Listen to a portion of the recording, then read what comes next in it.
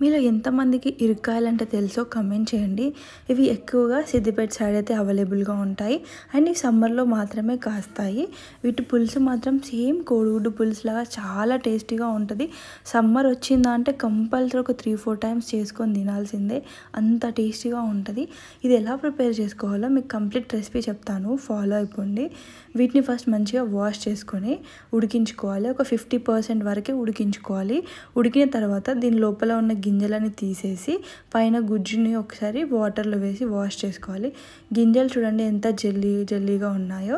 ఇప్పుడు మనం వాటర్లో వాష్ చేసి పక్కన పెట్టేద్దాము. ఇప్పుడు నెక్స్ట్ స్టవ్ ఆన్ చేసుకొని ఒక గిన్నె పెట్టుకొని దాంట్లో ఆయిల్ వేసుకుందాము. ఆయిల్ వేడెక్కాక జీలకర్ర, ఆవాలు, పచ్చిమిర్చి ఒక 5, 6 ఇట్లా మధ్యలో కట్ చేసుకొని దాంట్లోనే ఆనియన్స్ కూడా వేసుకొని కాస్త కరివేపాకు వేసుకొని ఫ్రై చేసుకోవాలి. ఇవి ఫ్రై అయిన తర్వాత మనం దీంట్లోకి అల్లం వెల్లుల్లి పేస్ట్, పసుపు ఇవన్నీ వేసి ఫ్రై చేయాలి. ఇవి కాస్త ఫ్రై అయిన తర్వాత మనం దీంట్లోనే కొంచెం సాల్ట్ కూడా వేసుకుందాము. సాల్ట్ వేసుకొని ఒక్కసారి కలుపుకొని ఇప్పుడు మనము గింజలు తీసి పక్కన పెట్టిన ఇవి ఉన్నాయి కదా, ఇవి కూడా ఇందులో వేసి కాస్త ఫ్రై చేసుకోవాలి. ఇవి ఆయిల్లో ఫ్రై అవుతేనే టేస్ట్ బాగుంటుంది, లేదంటే కాస్త గమ్మి ఉంటుంది అనమాట. అండ్ ఇవి పర్ఫెక్ట్గా ఉడికిపోవాలి కూడా. మనం ఆయిల్లో ఒక 4 నుంచి 5 నిమిషాల వరకు ఇలా ఫ్రై చేసుకున్నాక దీంట్లోనే సరిపోయేంత కారం వేసేసుకుందాము. ఆల్రెడీ మనం పోపులో ఉప్పు వేసుకున్నాము కాబట్టి ఇప్పుడు ఉప్పు వేయనక్కర్లేదు.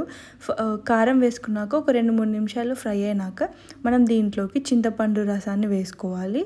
ఇది ఒక్కసారి మరిగితే దీంట్లోకి నువ్వుల పొడి ఇంకా మెంతి పొడి వేసుకోవాలి.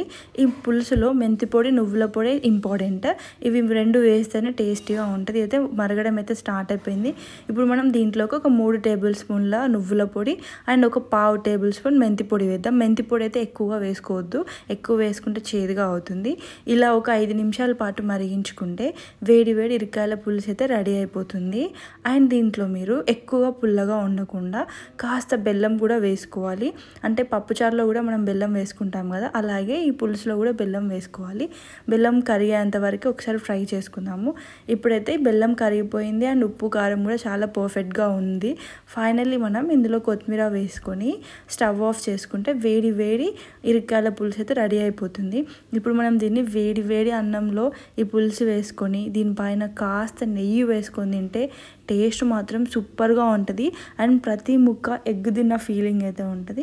మీరు ఎప్పుడు ట్రై చేయకపోతే ఈ వీడియో చూసి ట్రై చేయండి. ట్రై చేశాక ఎలా వచ్చిందో కమెంట్ చేయండి.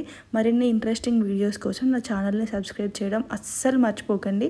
ఈ వీడియో నచ్చినట్లయితే like, share, subscribe. Thank you for watching.